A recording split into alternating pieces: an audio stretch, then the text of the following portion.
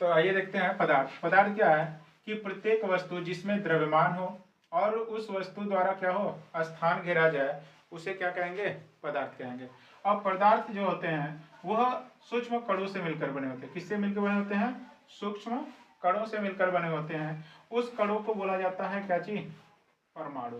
क्या बोला जाता है? परमाणु बोला जाता है। और किसी वस्तु में स्थान और द्रव्यमान हो उसके बारे में बताने वाले कौन थे? लेवाइजियर थे। ठीक। और जो सूक्ष्म कण है, परमाणु है, वो परमाणु कैसे होते हैं? अविभाज्य होते हैं। यह बताने वाले कौन थे? डाल्टन थे। इसलिए डाल्टन को क्या कहा जाता है? परमाणु का जनक, father of atom. Father of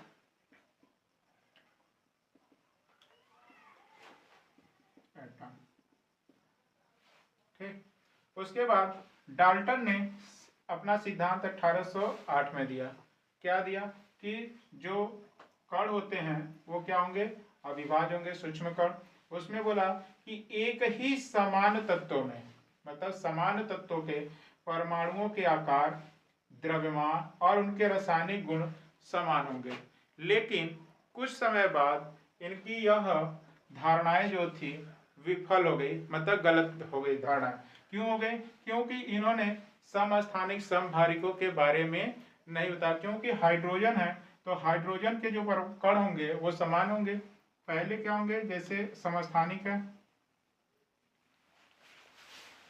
ये हाइड्रोजन के समस्थानिक है, तो इनका जो रासायनिक गुण है वो अलग अलग है। इस वजह से इनका यह सिद्धांत क्या हो गया? गलत हो गया। उसके बाद आता है कि जो परमाणु हैं उन परमाणु में क्या थे? मूल कण थे, खोजा गया, विभाजित थे। तो प्रोटॉन, न्यूट्रॉन और इलेक्ट्रॉन पाए गए। परमाणु के नाभिक में क्या हो गए? प्रोटॉन और न्यूट्रॉन। और उसके बाहरी कक्षा में क्या पाए गए? इलेक्ट्रॉन। तो देखते हैं उनके मूल कण प्रोटॉन, इलेक्ट्रॉन और न्यूट्रॉन। इनका प्रतीक होता है प्रोटॉनों का P, इलेक्ट्रॉन का E और न्यूट्रॉन का M। इस पर जो आवेश होता है, प्रोटॉन पे धनात्मक आवेश होता है, इलेक्ट्रॉन पर ऋणात्मक आवेश और न्यूट्रॉन पर उदासीन। अगर इसकी खोज की बात करें तो प्रोटॉन की खोज गोल्डस्टीन ने किया था। इसका नामकरण किए थे कौन? रदरफोर्ड ने किया था 1886 में इसकी खोज। और इलेक्ट्रॉन की खोज किसने किया था? जे थॉमसन ने किया था। कब? 1897 में। और न्यूट्रॉन की खोज जेम्स चैडविक ने किया था। कब? 1932 में। उसके बाद आवेश, इस मूल कणों पर आवेश की वैल्यू कितनी थी? तो आवेश प्लस में 1.6 × 10⁻19 कूलाम और इलेक्ट्रॉन पर कितने थे? -1.6 × 10⁻19 कूलाम। न्यूट्रॉन पे आवेश क्या थी? 0 थे। ठीक। और इस पे अब आता है इन कणों का द्रव्यमान क्या था। तो प्रोटॉन का द्रव्यमान क्या था? 1.67 × 10⁻27 kg, 9.1 × 10⁻31 kg इलेक्ट्रॉन का था। न्यूट्रॉन का 1.67 × 10⁻27 kg। इस तरीके से परमाणुओं के मूल कणों को बताया गया। अब आता है कि प्रोटॉन इलेक्ट्रॉन को भारी द्रव्यमान के आधार पर अगर बांटा जाए कि सबसे भारी कौन है, तो यहाँ देखते हैं भारी द्रव्यमान के आधार पर सबसे भारी न्यूट्रॉन, फिर प्रोटॉन, फिर इलेक्ट्रॉन। इस तरह से परमाणु को क्या किया गया है? विभाजित किया गया है।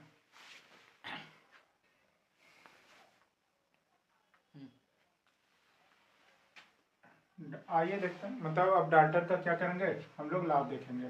डाल्टन के सिद्धांत से क्या लाभ हुआ? तो डाल्टन ने जो अपना सिद्धांत दिया उससे 2 लाभ हुआ कि रासायनिक संयोग के नियमों की व्याख्या कर सकता। रासायनिक संयोग। दूसरा है परमाणु तथा अणु में विभेद हुआ, मतलब अणु और परमाणु को अलग करने में व्याख्या की है, अंतर किया। उसके बाद रासायनिक संयोग के नियमों की क्या की है? व्याख्या की है। उसके बाद इनकी कमियां आती हैं। इनकी कमियां क्या थी? कि इनकी कमियां ये थी कि इन्होंने जो बोला था कि अविभाज्य है, क्या थी, बताया थे कि अविभाज्य है, लेकिन ये अविभाज्य तो था नहीं, ये प्रोटॉन, इलेक्ट्रॉन और न्यूट्रॉन के रूप में कण मिले इसके अंतर्गत। और इसमें ये आया कि इसमें समभारिक हुए, इनके परमाणु कैसे थे, समभारिक थे, समस्थानिक थे। ठीक, इन सभी की व्याख्या वो नहीं कर पाए, इन सभी की व्याख्या करने में वो असफल हुए, इसलिए इनकी कमियां क्या हो गई, मतलब इनके कारण कमियां आ गई, और इनके कारण स्थायित्व तो नहीं बता पाए, स्टेबिलिटी, स्थायित्व के बारे में भी, ये सब चीजें क्या थी, डाल्टन की कमियां थी।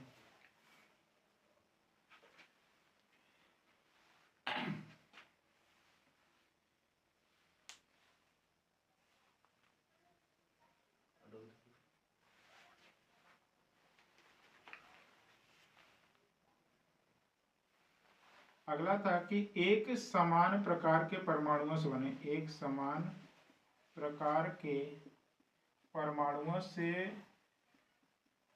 बने पदार्थों के क्या चाहिए, गुण, बने परमाणुओं के बने पदार्थों के गुण क्या होंगे, भिन्न होंगे, क्या होंगे, भिन्न होंगे, ये इनके सिद्धांत थे।